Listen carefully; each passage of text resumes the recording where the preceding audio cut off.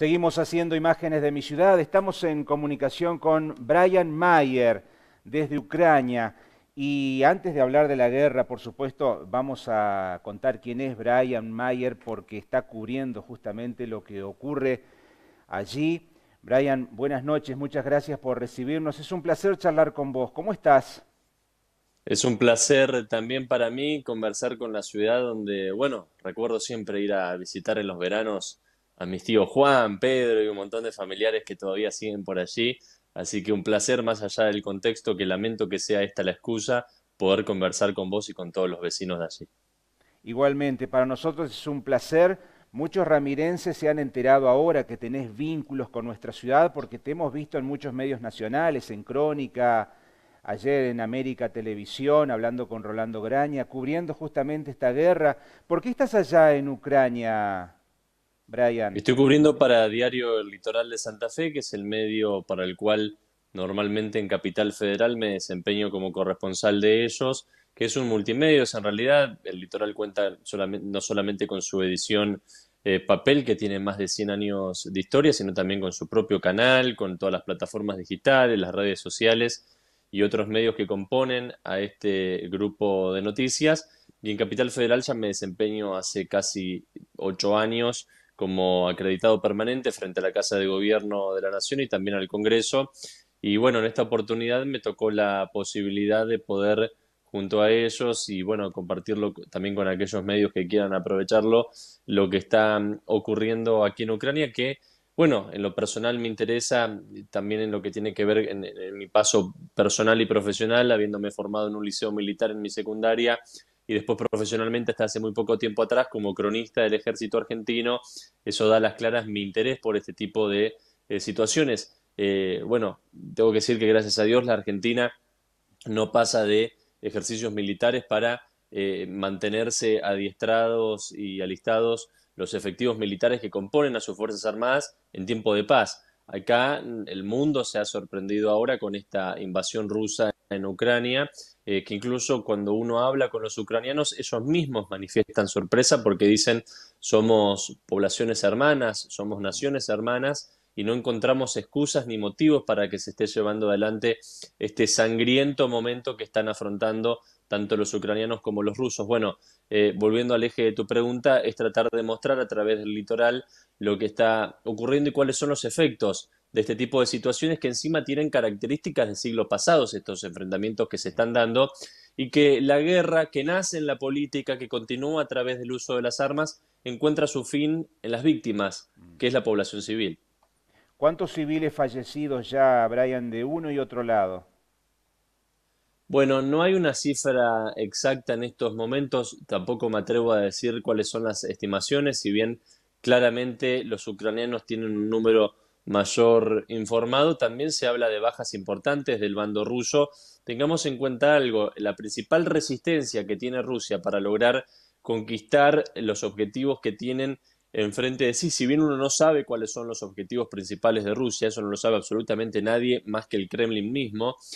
Sí hemos visto la intención de Rusia de tomar algunas ciudades. Eso se ha visto imposibilitado por la fuerte resistencia de los propios civiles ucranianos que se van sumando como voluntarios o como vecinos en sí a cada uno de los batallones o cada una de las unidades militares, mejor dicho, de las fuerzas regulares de Ucrania que están tratando de hacer frente. Los vecinos hace algunos días conversábamos y lo pueden visitar en los portales del litoral, un lugar donde tanto mujeres como hombres, como adolescentes, como adultos llevan adelante el tejido y el ensamblado de distintas redes de enmascaramiento para los tanques y para las distintas posiciones que están apostadas en lo que ellos llaman las zonas calientes. Bueno, esta mujer me decía que en cada retazo de tela ella sentía que daba parte de su alma para acompañar a sus muchachos en la primera línea. Yo le preguntaba hasta dónde estaba dispuesta ella a entregar su alma y dijo que si era necesario, ella agarraba un cuchillo y se iba a primera línea con tal de defender su identidad.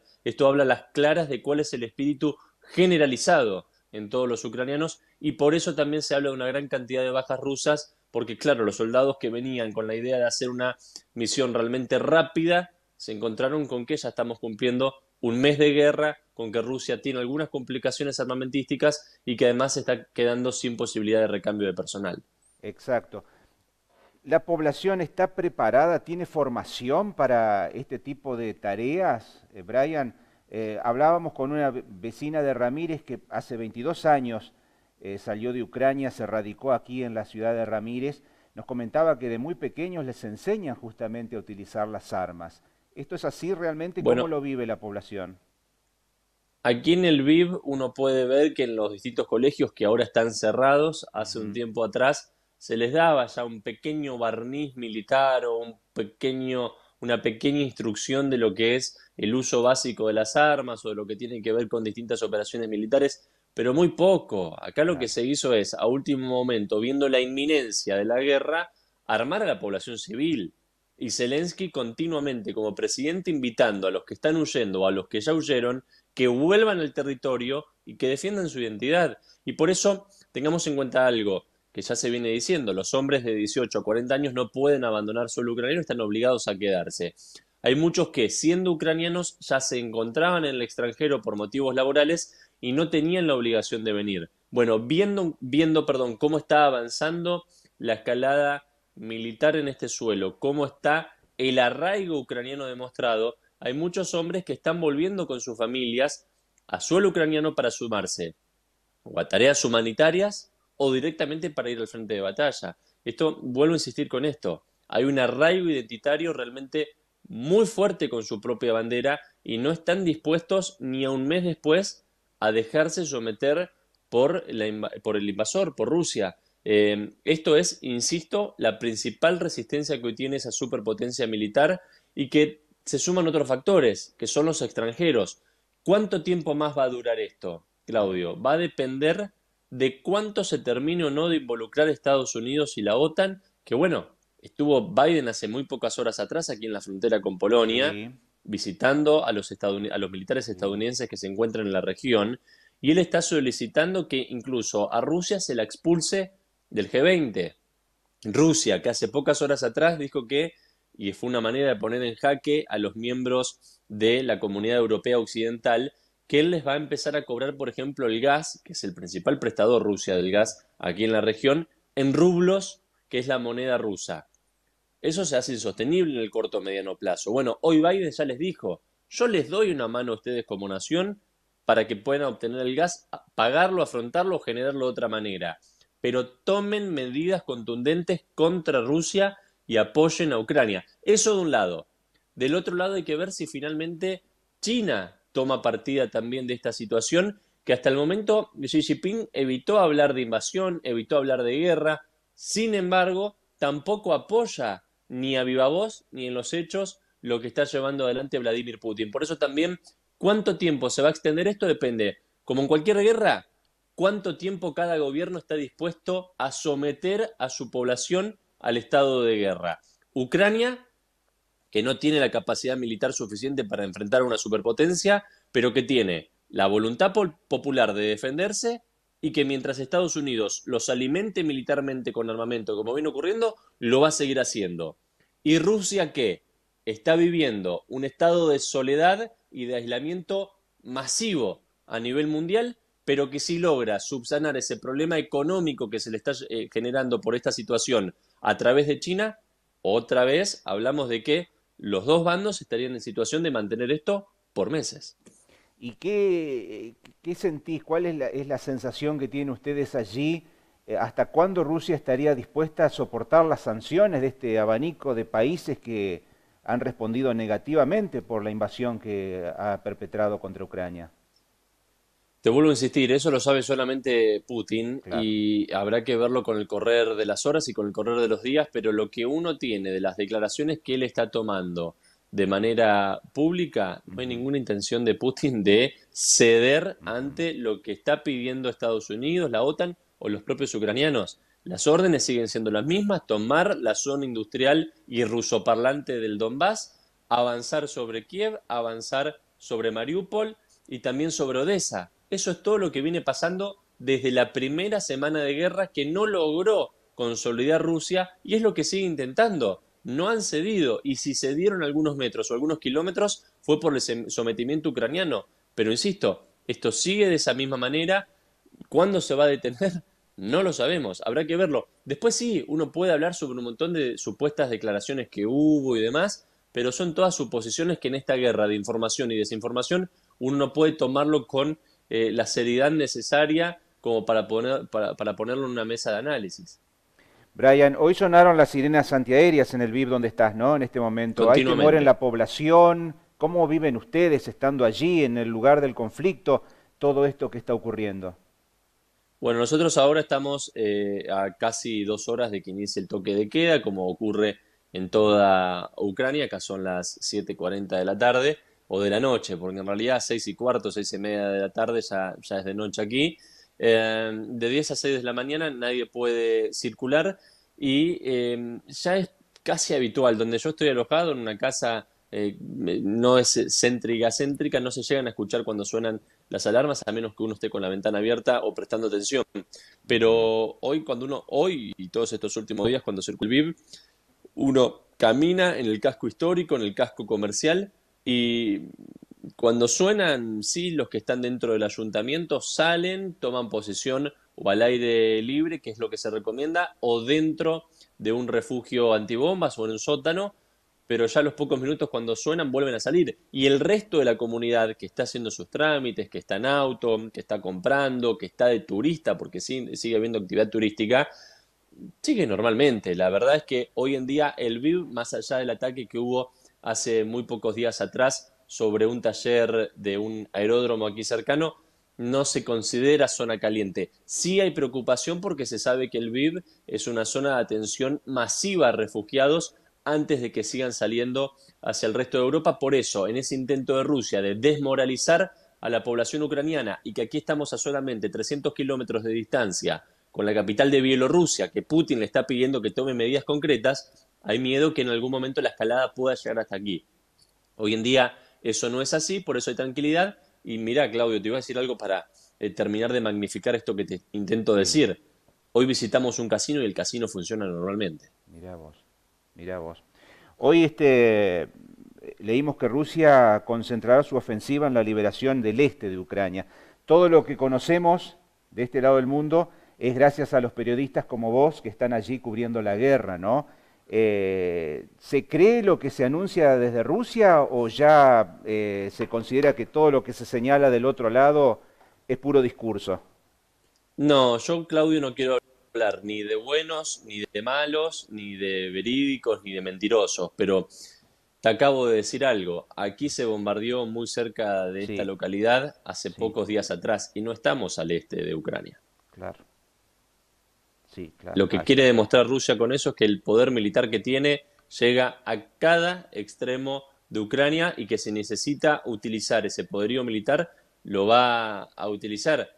Pero si justamente algo le cuestiona a la comunidad internacional a Putin es que él justamente justificó los ataques en liberar de un supuesto genocidio a la zona del Donbass y también principalmente a los estados independentistas de Lugansk y el otro que me podrás eventualmente ayudar con el nombre, que son los dos estados prorrusos que se liberaron hace un tiempo, que se autoproclamaron parte de la Federación Rusa de Donbass y que él iba entonces a intervenir esa región para, primero, ayudarlos a ellos, tener Rusia salida al Mar Negro y evitar el avance de la OTAN en esa región. Bueno, después en los hechos, cuando uno vio los ataques, nada tuvieron que ver los ataques iniciales, ni algunos que se dieron después, como el que te acabo de mencionar, Ujú. con esa supuesta intención de liberar a esas regiones. ¿Hay temor por la utilización de armas químicas en la población Bueno, ucraniana?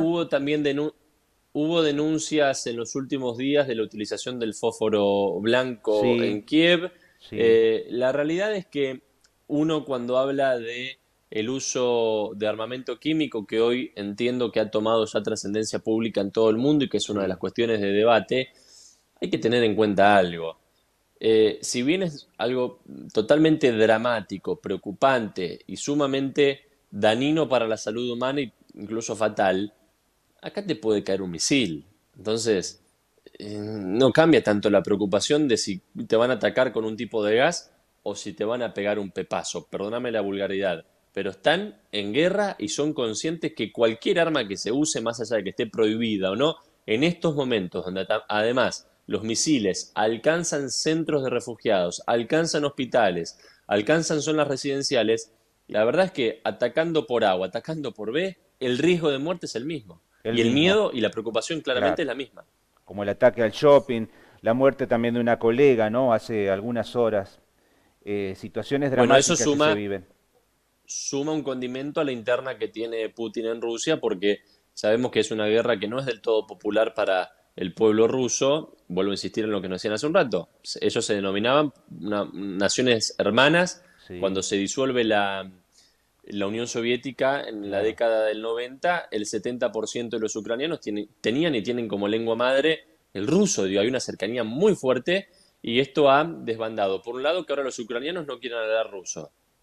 Acá es muy difícil ahora Mm. que la intérprete que me acompaña pueda comunicarse en ruso con los ucranianos, porque ahora se niegan para justamente en señal de desapego a esta situación que se vive. Pero volviendo a lo que te quería decir, esta periodista es una periodista de un medio independiente y opositor de Rusia. Claro. Entonces, que un misil ruso haya alcanzado a una ciudadana rusa y encima opositor y que participó de un proceso de investigación por por supuestos delitos de corrupción contra Putin, bueno, no genera demasiada opinión positiva puertas adentro de Rusia tampoco de los efectos secundarios de esta guerra. Brian, ¿y ustedes, los periodistas, pueden moverse libremente? ¿Tienen algún tipo de restricciones? Absolutamente, absolutamente. Cuando nos acreditamos y recibimos la confirmación por parte del Ministerio de Defensa ucraniano y también de sus Fuerzas Armadas, hay una serie de declaraciones que te recuerdan que aquí rige la ley marcial y que ningún objetivo ni militar ni estratégico, llámese un centro de energía, puede ser ni fotografiado, ni filmado, ni narrado en cuanto a su funcionamiento. Absolutamente nada en ese sentido puede ser ni mostrado ni contado.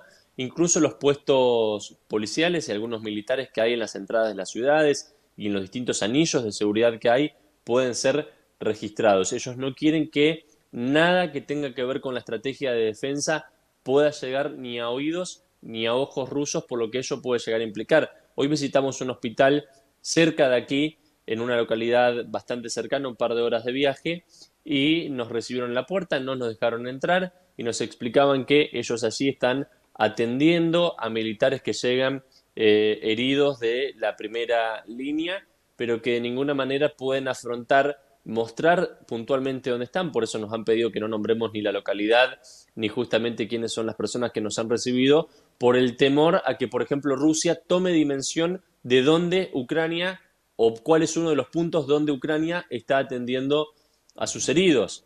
Por eso es el miedo y la preocupación, no porque estén cerrados a que uno informe, sino justamente porque hay que volver a insistir en esto, Claudio. Ucrania, Rusia están en guerra. Y acá cada dato puede ser muy aprovechado por un bando o por el otro. ¿Están recibiendo la ayuda humanitaria que envían desde distintos lugares del mundo? Sí, de hecho, cuando traspasamos hace algunos días atrás el paso fronterizo en la localidad de Médica, es una frontera, parte de la frontera terrestre con Polonia, y así se ve la gran cantidad no solamente de alimentos, sino de ropa que ya prácticamente se transforma en basura porque, bueno, la realidad es que la gente con esta excusa de solidaridad a veces aprovecha a sacarse de Sí. encima ropa de más o cuestiones de más que no sirven absolutamente para nada y terminan generando ahora un trastorno. Pero sí, están llegando y aquí en el BID mismo se les da una atención tanto sanitaria primaria como también de entrega de ropa y de alimentos y demás realmente importante. Hemos visitado centros de refugiados también y la realidad es que más allá del trastorno de algunos de pasar miles de kilómetros y más de 12, 15 o 20 horas arriba de un tren, todos apretados, incluso parados para poder entrar más, y en plena ola polar, sin calefacción en ellos, bueno, una vez que llegan a una localidad que no está denominada como zona caliente, pueden recibir la atención para recomponerse de semejante calvario. ¿Sigue habiendo un movimiento permanente, éxodo Sí. constante, Brian? ¿Sigue habiendo refugiados que se están yendo de la zona de conflicto en busca de un lugar más tranquilo? Uno ha notado en los últimos días que eso ha mermado un poco, Ujú. pero sin lugar a dudas que el movimiento continúa. Y aquí en el Vive es importante porque es una localidad de aproximadamente 700.000 habitantes que hoy casi supera el millón, porque claro, es uno de los últimos pasos, uno de los últimos intentos que los ucranianos tienen para, en lugar de abandonar su país, ya habiendo abandonado sus casas, habiendo abandonado sus ciudades, sus provincias, bueno, antes de cruzar a Polonia y de ahí a cualquier otro país del continente europeo, por lo menos se quedan en esta localidad y tienen alguna manera de quedarse, por lo menos, bajo al pedido del presidente Zelensky de no abandonar el territorio nacional ucraniano y que quienes puedan volver a sus puestos laborales de trabajo, como normalmente lo hacían, que lo hagan para que el país siga produciendo y siga dentro de los parámetros mayormente posibles de trabajo y de producción. Por lo tanto, sí, el movimiento sigue existiendo, pero se nota cierta merma que también tiene que ver con no una desescalada, pero sí con la sabiduría, con el conocimiento de que están logrando retener la avanzada rusa. ¿Hasta cuándo te quedás allá? El 1 de abril es el vuelo de regreso, así que ya estamos prácticamente en la mitad del viaje y comenzando la cuenta regresiva. ¿Alguien te va a reemplazar por parte del medio en el que trabajás? Bueno, es algo que no se ha definido todavía, pero en nosotros el interés que teníamos en particular tenía que ver con mostrar estos efectos de la guerra que la verdad que con 15 días aquí claramente logra ya Sí. demostrarse lo lamentable de toda esta situación, más allá de la resolución que después se tome, ya sea ojalá por vía diplomática y de manera multilateral o porque uno u otro bando logró imponerse a través de las armas. Claro. Y como decías al comienzo, eso es lo que no se sabe cuándo va a ocurrir. No, no hay manera de saberlo. No hay manera de saberlo. No hay manera de saberlo porque además a todo lo que ya hablamos, Claudio, tampoco sabemos a ciencia cierta cuáles son los objetivos de Rusia. No lo sabemos porque lo que Putin dijo no se condice con los hechos y los hechos tampoco conducen a nada en concreto. Por lo tanto, bueno, habrá que esperar y verlo realmente qué es lo que sucede.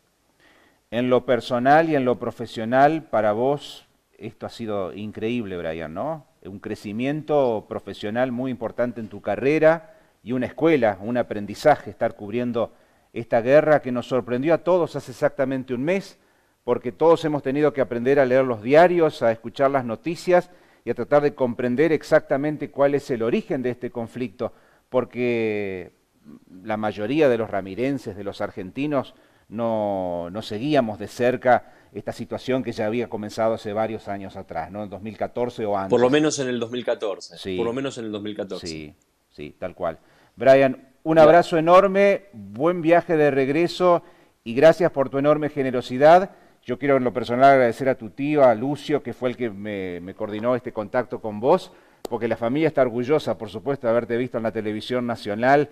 Este es mi sobrino, dijo Lucio, y yo le agradezco profundamente también que haya podido coordinar esta entrevista contigo. Te mando un abrazo enorme y ojalá que puedas venir pronto, así nos encontramos aquí en la ciudad de Ramírez y charlamos mano a mano, como corresponde. Reclamale a Lucio un asado, por favor, y vamos a tener más que una excusa entonces para juntarnos. Pero seriamente el agradecido soy yo. Estoy a disposición en lo que pueda serles útiles, tanto aquí como en la capital federal. Y aprovecho, obviamente, a mandarle un gran abrazo a toda la familia, que son muchos. Está Lucio, está Omar, está Silvina, y todos los familiares que también integran la familia respectiva de cada uno de ellos. Y un montón de amigos que he ido generando, principalmente allá en la maderera. Así que aprovecho a mandarles un abrazo grande para cada uno de ellos y también para ustedes y les agradezco el contacto. Qué lindo. No, nos hace mucho más cercanos esto, ¿no? Estos recuerdos que tenés de la ciudad de Ramírez, a pesar de estar a miles de kilómetros. Brian, un abrazo, gracias, a disposición. Gracias por tu enorme Otro, o- generosidad. o- otro grande para ustedes, el agradecido soy yo.